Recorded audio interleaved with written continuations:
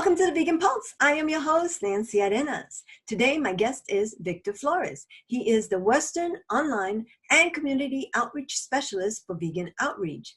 As such, his job is to work with local communities to provide a variety of events that promote and educate on vegan living. He hosts meals and food sampling services, shows Animal Equality's iAnimal virtual reality footage, and collaborates with other local organizations. Stick around, I'd like to introduce him to you. Hi, Victor, how are you? I am good, Nancy. How are you doing? I'm doing well, thank you very much. A little busy trying to get my Veg Fest going, but other than that, I'm doing good. Now, I want to get right on it, and here's my first question to you. How did you come about to this vegan world?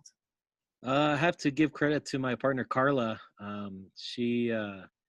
We were living close to Roswell, New Mexico. We went to a zoo, didn't know anything about veganism, vegetarian, nothing like that. Never came across anybody in my whole life. And we witnessed some animals that just, we felt it was wrong. Just like I tell everybody about veganism, everybody, normally, even if you're not a vegan, everybody considers an animal being abused, can kind of, relate to and know like, hey, that's not right. So we saw like two black bears and then two mountain lions in concrete enclosures, and they were just pacing back and forth. And Carla came home and started doing some research of who could report it to. Came across some PETA videos, other slaughterhouse footage videos, and pretty much after that, she said, "Hey, we're going vegan," and I fell in line. And it's because of her that everything we've done. It's because of Carla, and I think the kids jumped on board too, and it's been history ever since. It's been a little over 5 years for that, but yeah, obviously we did it for ethical reasons. And I know that I met you, I think right about the time you just started going vegan. And I know that your story impressed me about you sitting down as a family and deciding to become vegan. I thought that that was just very commendable. So thank you. Yeah. No, thank you. I do remember. I remember, we went vegan in this little town in Cloudcroft. It's like 15 minutes from Alamogordo. It's barbecue and hunting country. And we were looking for other people to relate to, and I think going vegan, it's important to have a support system, at least somebody you can talk to about it. And that's how we kind of came across you. And I remember you're doing the first Veg Fest, and God, we're so excited, and we participated in it and participated ever since. And it's been so great, and we're so lucky to have you in the community too, Nancy. So thank you for everything you do here in Albuquerque. Appreciate it. Thank you. So doing cooking demos and lectures online. Can you talk about that? Yeah. So with Vegan Outreach, which is a nonprofit I work for, before, like, we do it, we go to events, participate, go to universities, music festivals, a variety of different things to kind of do outreach and talk to the people about veganism, right? And educate and inform. And obviously with COVID, that came to a halt. And even the organization as a whole, Vegan Outreach, had to kind of restructure. And it's unfortunate. We also had to let some people go because there just wasn't any work anymore because we weren't going to universities or other places. And so we had to kind of come up with new ways how to reach people, which I think a lot of people in this movement have kind of, including yourself, like what we're doing right now, right? Have adapted to try to continue doing something instead of being, just quieted down with this whole thing. And we started doing webinars that were more like nutritional, informational, about environment. I did it with Matt Rusigno, a registered dietitian. We talked about that. And we would have, a decent little turnout, 20, 30 people register to come check it out. And then we started doing cooking demos with different chefs across the nation. And that took off like wildfire. I think the one we had the most, we had around 250 people register. Wow. And it just exploded. So we started sticking with cooking demos. And I think the logic behind it was kind of to also garner the following of these chefs, which aren't vegan, because they're either family or friends or customers that just like their food from their restaurant. They're not necessarily vegan. And it just works great. And it's just really a laid back type of thing that I do. It's just, kind of two friends talking and talking about veganism, sharing a good recipe and showing folks how, you can do it at home. So yeah, that's been taken off pretty well. And not only that, but how easy and how tasty it could be, so that they could get rid of all those myths that vegan food is bland or it doesn't taste good. And, let's get over that. Yeah, definitely. And we've been concentrating more on comfort foods. We have like tacos, we've done enchiladas, we've done mac and cheese, and a variety of different things. And I'll be reaching out to you soon because I've always enjoyed how you do your demos.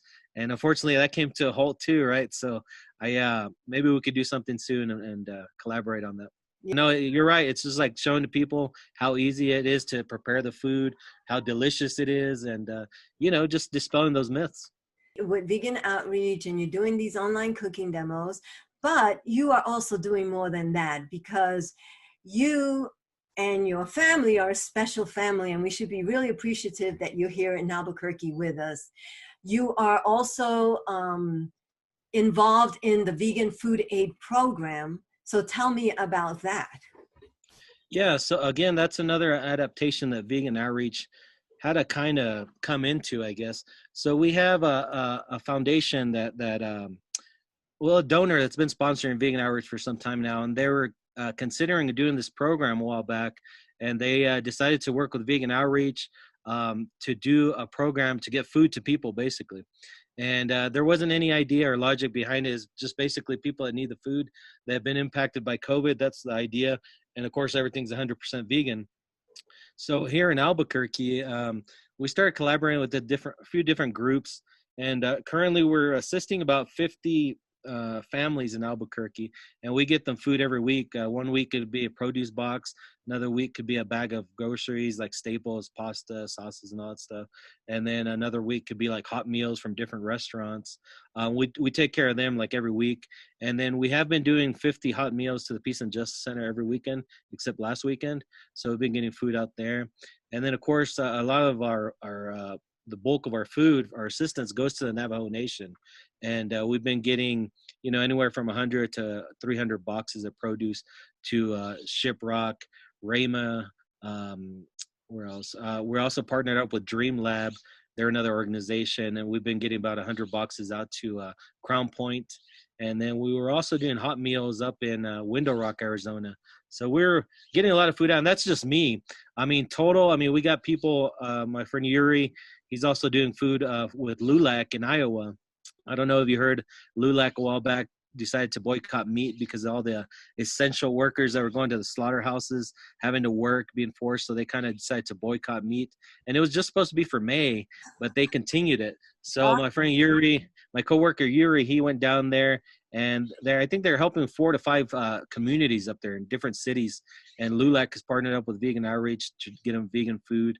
And of course, we got other coworkers in Sacramento, in the Bay Area, Redwood City, and of course Los Angeles, and they're doing the same thing down there. So it's it's working. I think total I was talking to a partner Yuri again, and it's been about 130,000 meals and over 11,000 people we've fed. So it's a good thing, it's fortunate that we have the capacity to do that, to be able to feed people and also still have a job, right? And because a lot of our core workers, if we didn't have this food aid program, there wouldn't be much for them to do with the organization. So it's fortunate that we were partnered with that foundation to allow us to help people and help our team also at the same time. What happens is we partner with a lot of organizations, and especially for the Navajo Nation, we partner with organizations that distribute. We get the food delivered to them, and then they distribute. Other people will pick up the food in Albuquerque, and then they distribute. What we do, most of the legwork we do here is me and Carla probably do the 50 families here in Albuquerque. We build the bags. We also throw in stuff with the produce boxes. So yeah, even then, it is quite a bit of amount of work. The other thing too is it's been great is being able to support the local restaurants here in Albuquerque. I think we've supported at least 8 different businesses by buying food from them and then having it distributed to people in need. That is awesome. I mean, that is really, especially during this time, is very important to keep community, healthy. And that's what you're doing, because there might be other programs that are delivering food, but for sure, vegan food aid program is delivering healthy food. Yeah, we try to focus on that, definitely. And of course, we tried a variety of different things. But yeah, no, again, when we are kind of building these bags, we're you know, me and Carla are always thinking like, okay, you know, because I probably most of these people are not vegan, you know, but we've been getting some awesome feedback. You know, we'll throw in some deli slices for their sandwiches. We'll throw in some vegan meats for their meals, different pastas and cheeses and stuff like that are vegan. And people are blown away. And they're, you know, we get feedback. We're like, wow, thank you so much. This is like, you know, I've gotten food assistance before, but the quality of food you're giving is top notch. Everything tastes delicious, and they're so impressed. And people are even considering going vegan, which was not the original intention when we started the program. We're like, hey, we just want everybody to know that vegans have a heart and we can help people. But now people are like, hey, I'm actually considering it now with all the food you're giving it. So it's a win-win situation, I guess. You know, we got our food truck on hold for right now a little bit. Hopefully, they'll get that active soon, and we'll get going. And of course, pop-up markets are, I guess, a thing of the past for this year at least. And we'll see what happens next I year. know But that is so sad. I was just saying that the other days. I was like, you know, I kind of miss when you would have the pop-up markets and you would invite me to come and stuff like that. And, yeah, you know, just being out there. I'm sure that's how everybody's feeling, but there's other ways to connect, right? of course, yeah. I mean, times have changed. I don't think the world's ever going to be the same Oh, again. no. And you know, I think there's some pros and cons, but we always got to stick with the pros and you know, make what we can with it. I think you know, respect is an important word, and I think, you know, there's various forms of respect. You know, respect people, you can respect, you know, homes, you can respect places, and you know, and we can never forget to respect the animals. And I think people just don't realize it's not that people are, you know, evil or bad in a certain sense. It's just we've been kind of duped into eating this one product that we thought that's the only thing we can eat. And once people realize what it is and what it's doing to their body, to the environment, and of course the dead animal that's on your plate, I mean, if you think, you know, you bring a piece of meat and you tell them, here's your dead animal, go ahead and enjoy it, or here's your carcass. So, you know, it's just the words that we use. It's like people are like, what? You know, I remember one time I ordered, you know, Del Taco has the vegan meat now, the Beyond Meat and stuff like that.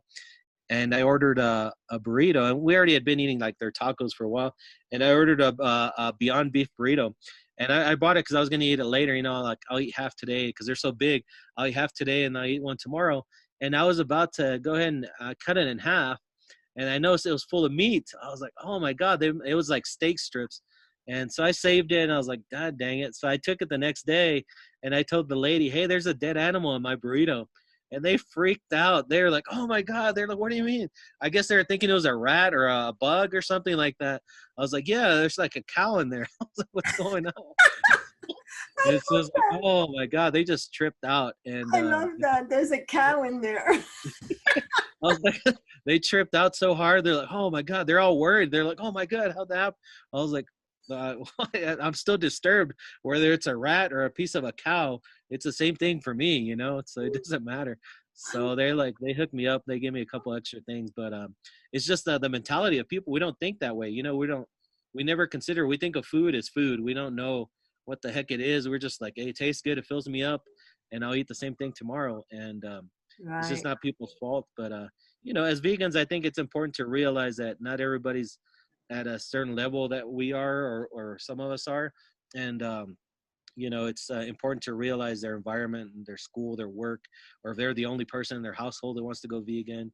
Because I remember I used to say, hey, it's easy to go vegan, you know, we did it overnight, it's no big deal.